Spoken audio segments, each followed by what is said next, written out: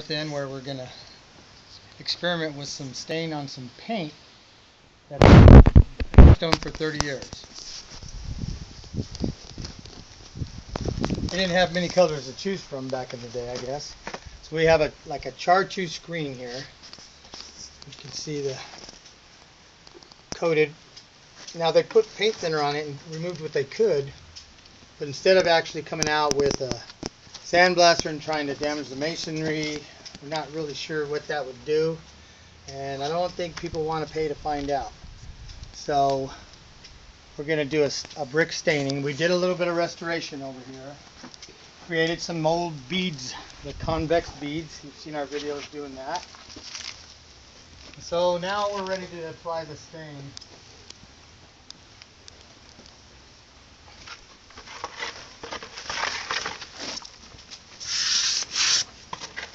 We're going to do 2 coats at first. The first one is going to be kind of a primer and a base coat. Now remember, when it's wet, it's a lot darker, so we're not going to have a finished look until the end of the video, and we'll go look at some stuff that dried on the other side. Pause. So after you get the first coat on, you want to use a good strong poly brush. That'll work it into the pores, and it also feathers out and textures the previous repair work we did. This is where we tied in right here. A little bit of a scourge mark here that makes it look added on, and we don't want to look repaired, we want to look original. Take that down. And I'm not brushing on the bead, I'm actually brushing next to it, and it's working its way over. But I did at first brush across it like that because there's a little indention, but I noticed it was messing my joint up. No problem, we can always come back and fix it before it dries. It's pretty simple. You've probably seen our convex beaded joint video. Okay, so now once it starts to dry, this is the key right here. If you don't get it right away, it's not going to actually work its way in. I take another kind of a brush, and what I do with this is I just kind of go back and forth like a shoe polish. And this is actually removing, exposing the paint again, but then it turns like almost into a paste before it actually dries. See how it's bringing back the paint, but then it'll go away again. And that's what we want. We want to do the, now you see me, now you don't. And once it starts to kind of stay gone, that's about as far as you can get it. Now that's 1 coat. And so you just kind of work at it like that. You want it to go away and then come back. And this bead is really being selfish here. It's a little bit slicker paint there. It's a lot easier when it's faded. And just keep believing. Maybe use a little bit more. I don't want to get too wet because then you're brushing forever. Good stuff on the bottom.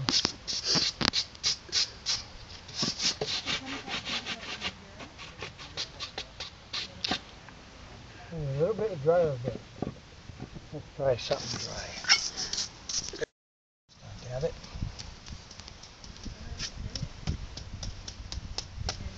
This is the daubing process. Got a sponge dauber. Remember that arm, foam arm from the old truck? Works really good. Okay. Now we're going to daub it.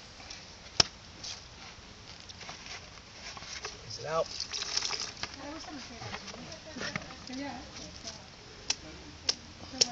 Sometimes it's better to daub. Now this will actually keep taking it off till you see the paint, but there'll come a time when it's dry enough where you'll hear it and it'll just leave on a film, and that film will actually cure with the adhesive that we put on the bonding agent prior to this. I was doing this to the clinker brick job. Figured this out. Okay, here it goes. Ready to daub. Don't worry about that paint there. Well, when did you feisty and stubborn, so we're gonna add a little bit more and make it a little more pasty. I got sandstone in here that I gotta crush it. I'm using it the other day and it just hardened again. Alright.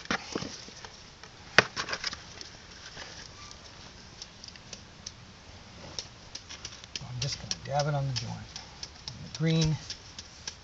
I'm gonna let it dry and then we're gonna stir it into a paste. Got too wet earlier. Maybe wasn't strong enough. Okay.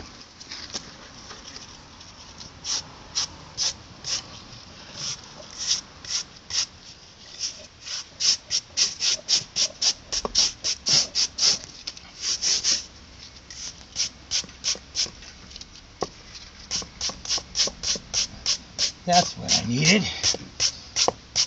Are these pieces up for, do you have any idea of using them? I was literally going to trash them, but And that's pretty much what I meant to have done. I guess it depends on how much the paint is shiny and how much it's faded. But it is sticking to paint, as you can see. It will continue to stick. Like I said in the beginning, we'll see the other side here. That's already finished.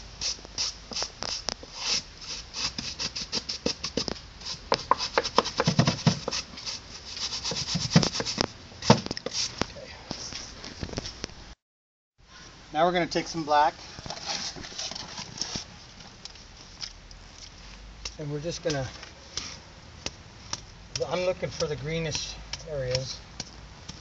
Not really trying to make it all match one color. I'm not really worried about that right now. I'm just looking to see green go away. You can do what you want with color after.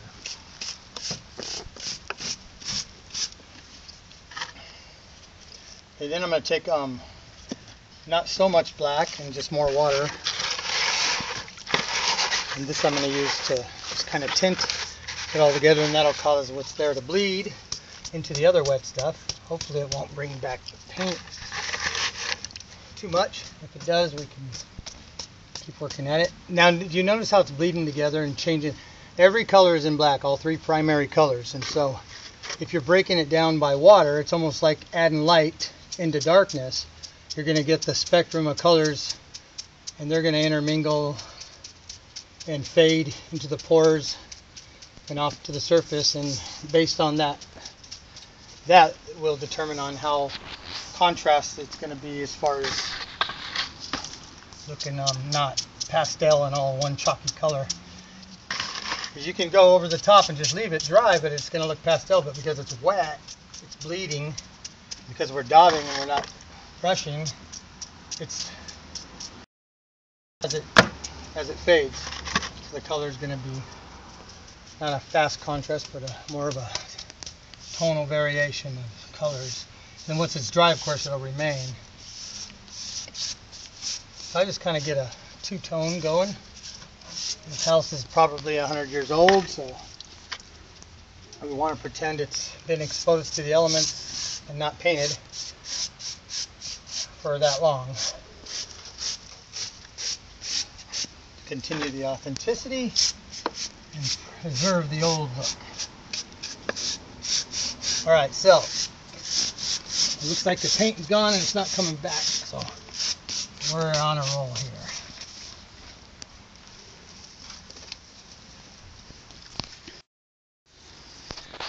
Last and foremost, we need to detail these joints together as one. And I don't think they made them black. They might have. And if they did, they must have used ink back then. Because I've tried regular powder and it doesn't go on black and stay black. And I went to the paint store and asked the lady how she does her colors, and she says she puts black ink in the cartridge and from that it disperses a certain amount depending on what color it's matching. And so I said, well, I just want the ink stuff, and she gave me a cupful about this big, and I was on my happy way, and we tried that and it worked wonderful. And so now I kind of make that with other stuff, and I don't do it like I used to. You almost got to squeeze it on there. It's got to drip out. Like a pen. The pen of a ready writer. And we're writing history right now.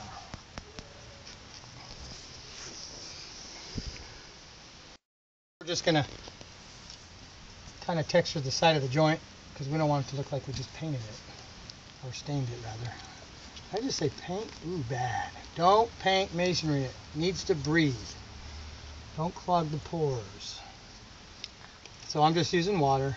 It's kind of like something you'd learn in kindergarten here. You get the little watercolors and you clean your brush with water to change the colors. And you got the little cup of water there.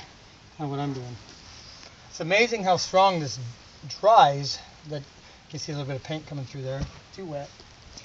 But it's amazing once it sticks that it doesn't have to be on but just that fraction of I don't even know if it's a measurement.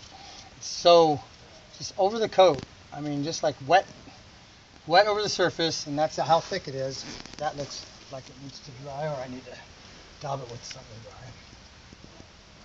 That's still too wet. That's too wet.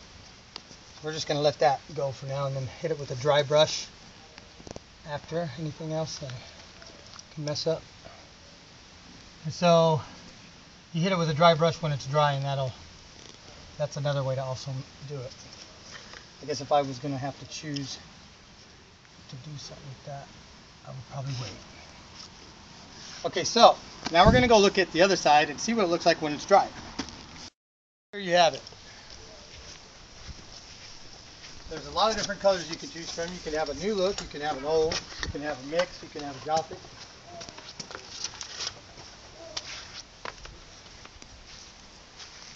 So we tried to match what was under the porch, the color of that stone, which was not painted.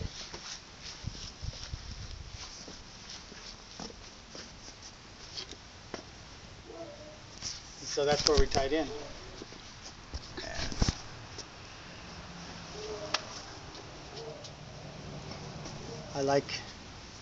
I like sandstone, 'cause I'm stone blind. Thanks for watching.